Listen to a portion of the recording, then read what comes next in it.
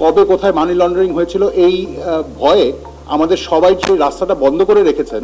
ICT খাতের প্রবৃদ্ধির জন্য সংস্কার শীর্ষক সেমিনারের আয়োজন করে Dhaka chamber of commerce and industries DCCI. এতে কিনোট প্রেজেন্টেশন তুলে ধরেন বনস্টাইন টেকনোলজির ব্যবস্থাপনা পরিচালক মীর শাহরুখ ইসলাম। $3-4 billion, out of which $840 million comes from export, 1.5 is the local market. Mir Shahrukh ICT খাতের সম্ভাবনা, সমস্যা ও সংস্কার বিষয়ে ব্যবসায়ীদের অবস্থান তুলে ধরেন।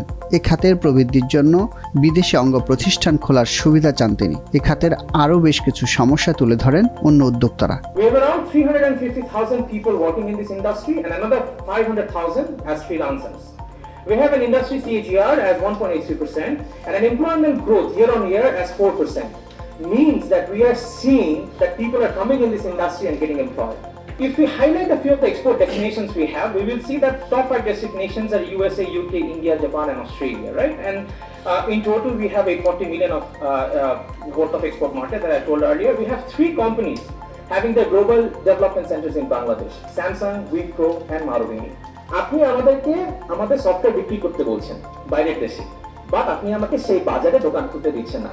তাহলে আমি আমার প্রোডাক্টটা বিক্রি করবো কিভাবে? আমার যদি বাজারে দোকানই না থাকে আমি বিক্রি করবো কিভাবে? সো আমাকে সেই বাজারে দোকান খোলার জন্য ব্যবস্থা করে দিন। আমাদের এখানে বাংলাদেশ ব্যাংকের রিপ্রেজেন্টেটিভ আছেন, আমাদের এখানে গভর্নমেন্টের স্টেক হোল্ডার আছেন। আমরা আপনাদের কাছে বিনীতভাবে অনুরোধ করি, allow the ICT companies to open official subsidiaries to foreign companies that are of high export destinations. আমি যে প্রোডাক্টটি বা হার্ডওয়্যারটি উৎপাদন করব সেটি কমপ্লিট গুডস আনলে তার ডিউটি কত, আর আমি উৎপাদন করতে গেলে আমার ডিউটি কত, সেটা কম্পারিজন কিন্তু লোকালি বলি বা গ্লোবালি বলি যে কোনো ইন্ডাস্ট্রি কিন্তু এর আগে ক্যালকুলেশন করবে। দেখা যাচ্ছে আমি যদি আপনাকে বলি এই কম্পিউটার বা মোবাইলের ক্ষেত্রে আমি একটু উদাহরণ দিয়ে আপনাদেরকে বলি, যেমন কম্পিউটার একটি এসএস কোড, এটা 3টি এসআরও আছে। সো যদি আমি কমপ্লিট গুডস আনি, এমনিতে একটি ঘোষণা করা আছে 21% টিটিআই। স্বাভাবিক অর্থেই 21% অনেক হাই, এটা যে কেউ শুনবে দেখবে না অনেক হাই তো ধরা আছে।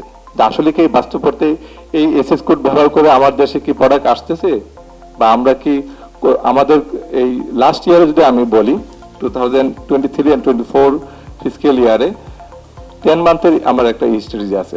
বাংলাদেশে যদি আমি দেখি কম্পিউটার লিগালি শুধুমাত্র আপনি দেখলে অবাক হবেন 75,000 পিস এসেছে, কিন্তু আমাদের মার্কেট প্রায় 5 লক্ষেরও অধিক। বাকিটা কিভাবে আসলো? তবে আইসিটি খাত নিয়ে পরিবেশিত তথ্যের সত্যতা নিয়ে প্রশ্ন তোলেন বেসিসের সাবেক সভাপতি আলমাস কবির। ট্যাক্স ইনসেন্টিভ সহ সরকারি সহায়তাও চান তিনি। আমরা এখানে কিছু নাম্বার দেখি, কিছু নাম্বার শুনি, 1 বিলিয়ন, 5 বিলিয়ন, 1.2 বিলিয়ন এক্সপোর্টস। এই নাম্বারগুলোর কিন্তু কোনো আসলে ভিত্তি নাই। ফারুক আমাদের বলেছে যে 3.5 লাখ আমাদের আইটি প্রফেশনাল আছে, 5 লাখ ফ্রিল্যান্সার্স আছে। अगेन এটা বীরবলের কাকের মতো। হ্যাঁ, বীরবলের কাক আপনি গুনেন 5 লাখ আছে কিনা গুনেন গিয়ে, কিন্তু আপনি গুনতে পারবেন না। অবশ্যই লোকাল ভ্যালুয়েশন থাকতে হবে। হার্ডওয়্যারের ক্ষেত্রে উই হ্যাভ টু ম্যান্ডেট যে তোমরা যে এখানে আমাদের হাইটেক পার্কে এসে সেটা অ্যাসেম্বল করো, 1 নম্বর কথা। 2 নম্বর হচ্ছে আমরা যখন সফটওয়্যার বিদেশ থেকে নিয়ে আসবো আমাদের লোকাল ইঞ্জিনিয়ারদেরকে ইমপ্লিমেন্টেশনে সম্পৃক্ত করতে হবে, এবং আমি রেকমেন্ড করব 60% লোকাল ভ্যালুয়েশন থাকতে হবে। বিদেশে অঙ্গ প্রতিষ্ঠান খোলার বিষয়ে উপায় জানতে চান বাংলাদেশ ব্যাংকের এই নির্বাহী পরিচালক। সামনে নিয়ে আসেন মানি লন্ডারিং এর বিষয়টিও। Overseas permission for opening A office, এটা তো আসলে কমন কথা। আপনারা চিন্তা করেন যে কিভাবে করবেন, কিভাবে গভর্নমেন্টকে আশ্বস্ত করবে যে এই অফিসের মাধ্যমে মানি লন্ডারিং হবে না, ফরেন কারেন্সি ইনফ্লোর জায়গায় আউটফ্লো হবে না। এই এই আস্থার জায়গাটা কিন্তু আমাদের অভাব আছে।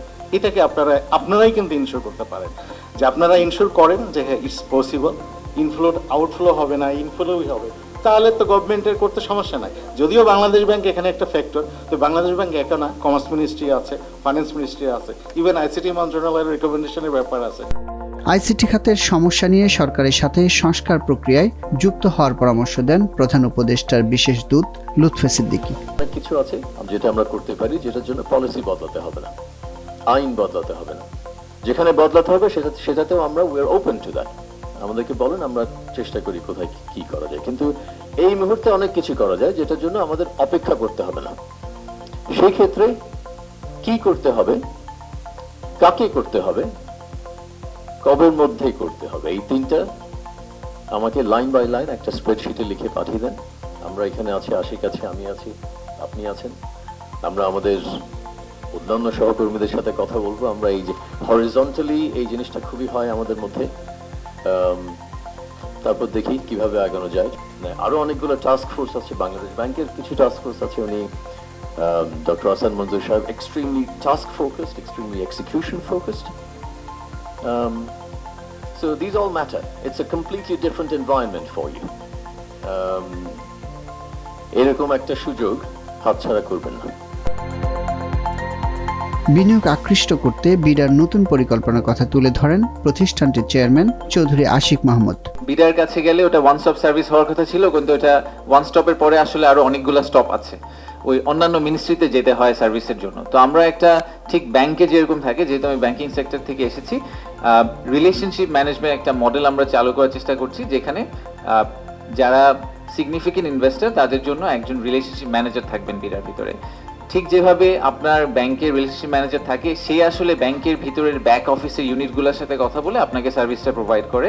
That should be the same case for government. গভর্নমেন্টে আপনি একটা ল্যান্ডিং পয়েন্টে যাবেন, সেখানে যাওয়ার পরে গভর্নমেন্টের ওই অফিসিয়াল অন্যান্য মিনিস্ট্রি ঘুরে আপনাকে সার্ভিসগুলো দেওয়ার চেষ্টা করবে। So that's something we are trying to do. সেমিনারে বেশিরভাগ বক্তাই মনে করেন ভবিষ্যতে রপ্তানি আয় বাড়াতে আইসিটি খাত খুবই গুরুত্বপূর্ণ।